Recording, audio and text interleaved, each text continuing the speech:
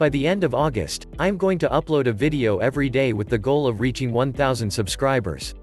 And if every person who hears me now subscribes to the channel, we will get there in a second. Let's begin with the video. Bitcoin is around 39.500 cents, Ethereum is passing 2.700 cents, BMP is over 30 cents over 330, and Cardano is at 1.37 cents. Ethereum and Cardano are also on the verge of exploding due to some intriguing news. I'll tell you about some great Bitcoin arbitrage opportunities that we have today, where you may get an extra 10% on top of your Bitcoin gains. We're going to talk about it if something goes wrong. Let's start with a few of them. First, I'd like to address some of the more discouraging news before moving on to some of the more exciting developments that will begin as soon as tomorrow, so this will be the first step.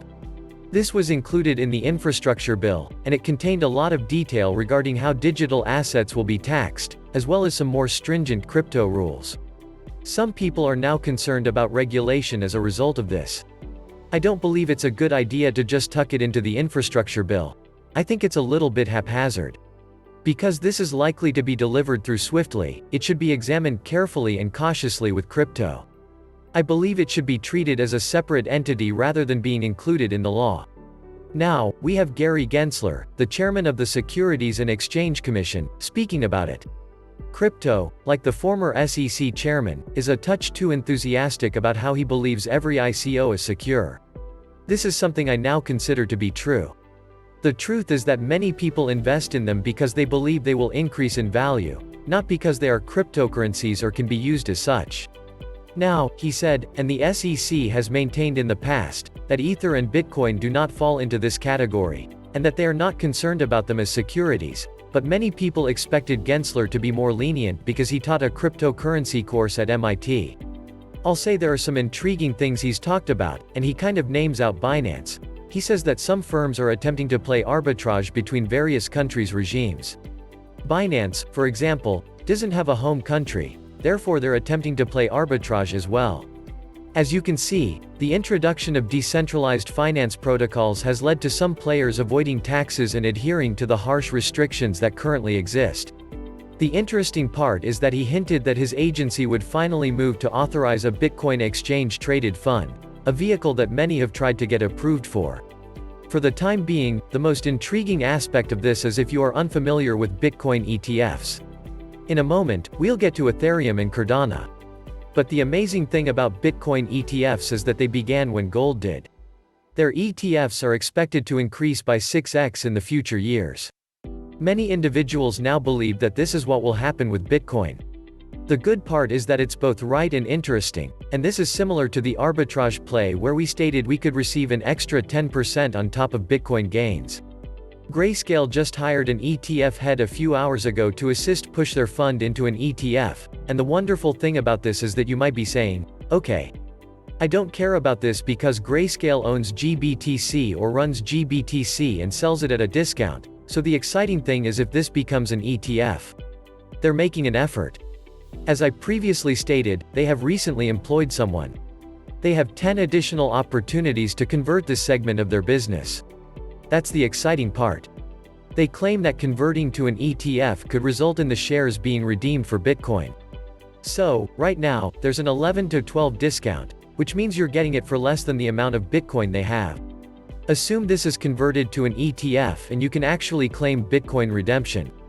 If you bought Bitcoin for your shares, you may earn an automatic 12 today, regardless of what happens. We don't know how quickly this will be approved, I'm not sure. For a long time, we've been attempting to get ETFs approved in this country. Other countries, after all, already have them. So, some people have wondered if they can trade their stocks for Bitcoin. Some websites are now agreeing. I'm saying no, so it'll be something to keep an eye on, but I wouldn't be surprised if this spiked if the ETF goes through. So, let's take a look at some of the interesting things that are coming up for Ethereum and Cardano tomorrow. We got the Ethereum EIP 1559 update, so here's some information for you.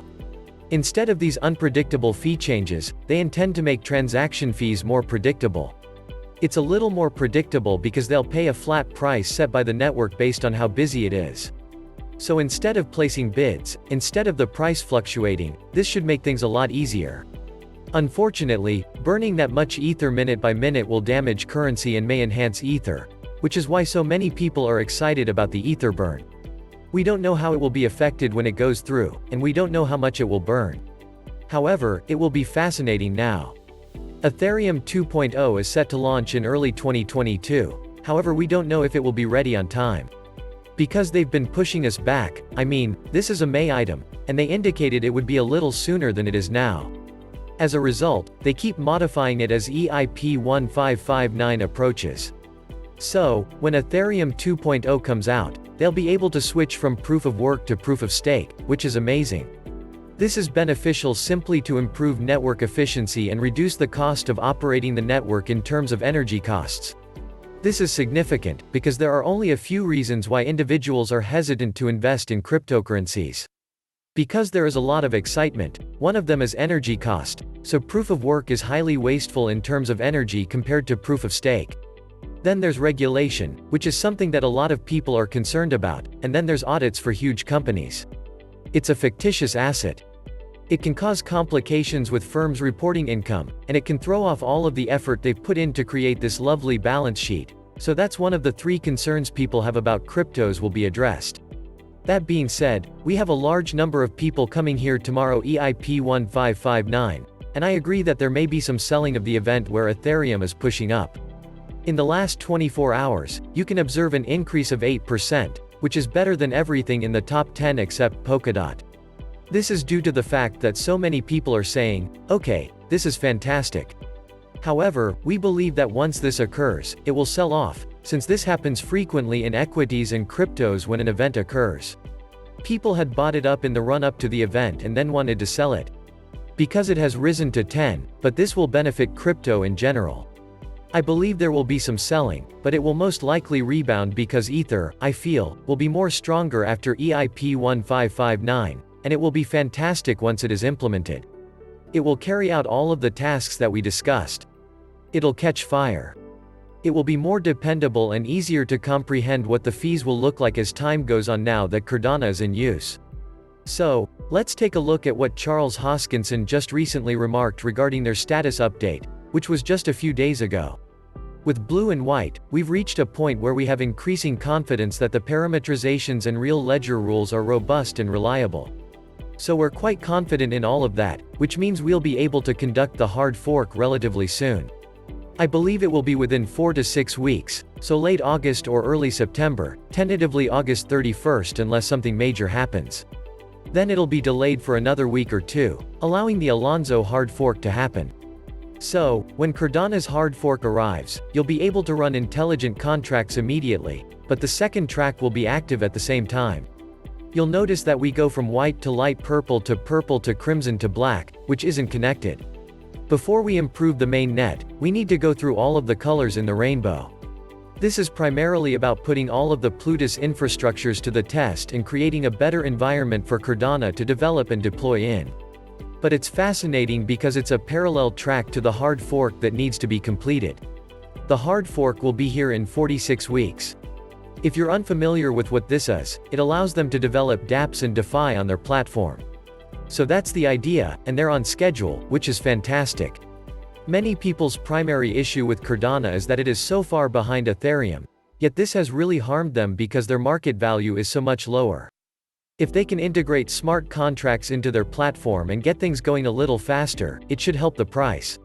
We're still nearly $1.10 below our all-time high, so maybe that will help the price of Cardano rise as time passes. Of course, the event may be sold as well, but that's where we're at right now. Let me know what you think in the comment section below. Let me know what you're most excited about in cryptocurrency and what you're most concerned about. That is all that I have for this video. I hope that you've learned something and gained additional insight about this project. If you are looking to invest, please be smart and make sure to research beforehand. Other than that, I wish you the best of luck.